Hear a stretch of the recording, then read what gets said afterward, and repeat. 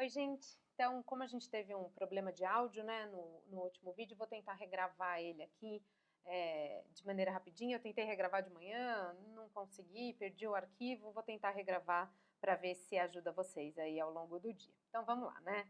A gente está conversando um pouquinho, a nossa matéria nova é um pouquinho sobre as vozes verbais, né? O meu PowerPoint agora ele já vai estar destacado, mas não tem problema.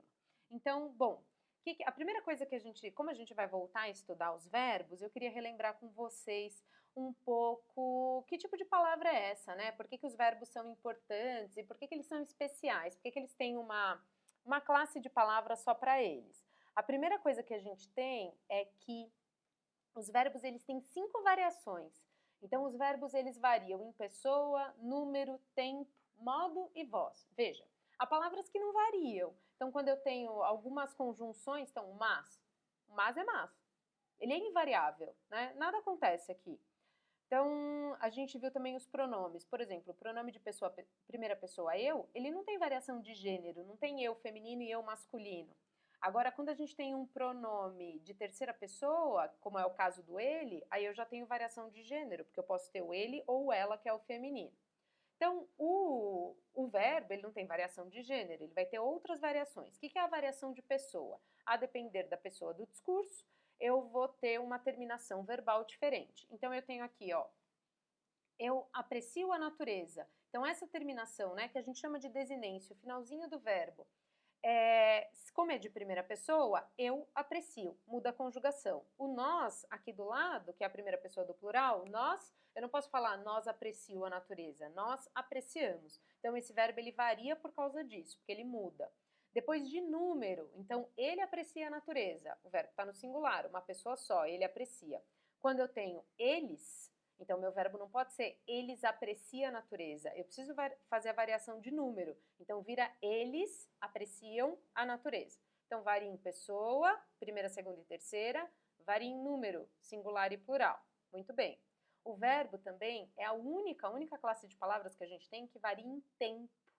Então, só o verbo representa pra gente se aquela ação aconteceu no presente, no passado, ou pretérito, ou no futuro. Então, eu tenho aqui, ó, eu apreciava a natureza, uma ação que era comum no passado. Eu apreciarei a natureza, uma ação para o futuro, que eu estou mandando lá para frente. Então, a gente só consegue ver isso aí, né, se é presente, passado ou futuro, pelo verbo, pela desinência verbal. Tudo bem? A gente também tem, quando a gente olha para os verbos, o modo. Então, vocês aprendem desde o sexto ano que eu tenho 3 modos, indicativo, subjuntivo e imperativo. Aqui eu coloquei pra gente, respeitamos a natureza, ó como o falante tem certeza, eu tenho certeza do que eu estou falando, respeitamos a natureza. Então, eu tenho o modo indicativo, e aqui eu tenho respeite a natureza. É diferente, não é? Respeitamos, eu tenho certeza que isso acontece. Respeite a natureza é uma ordem, tudo bem? Então, eu tenho aí o modo imperativo. Bom, então, tudo isso vocês já tinham visto lá no sexto ano, né? O que é novidade pra gente? A voz do verbo.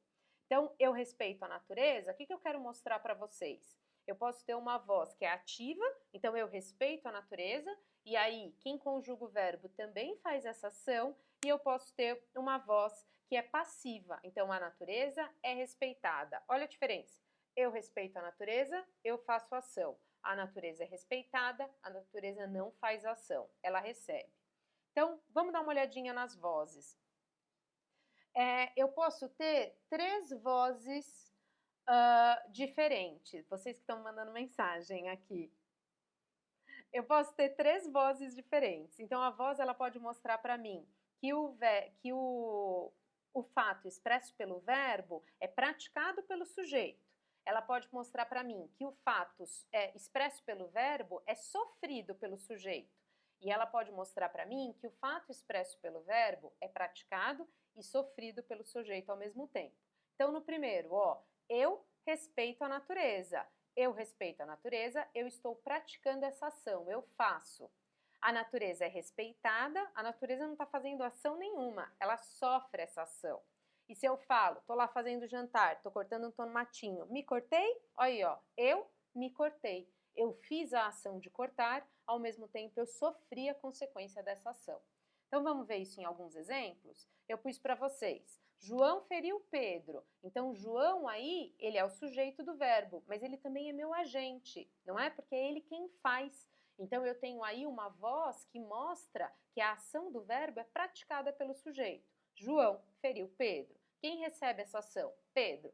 Vamos supor que eu sou a melhor amiga do Pedro, então eu não vou contar a história pela perspectiva do João, eu vou contar do Pedro. Então eu vou pôr o Pedro como sujeito. Só que aí eu não posso falar, Pedro feriu João, porque eu mudei, não mudei? Mudei a ideia. Então eu vou falar, Pedro foi ferido por João, ele recebeu essa ação. Então agora a minha voz indica que o sujeito sofreu a ação. Então, ó, de novo, João feriu Pedro, João faz a ação, ele é agente.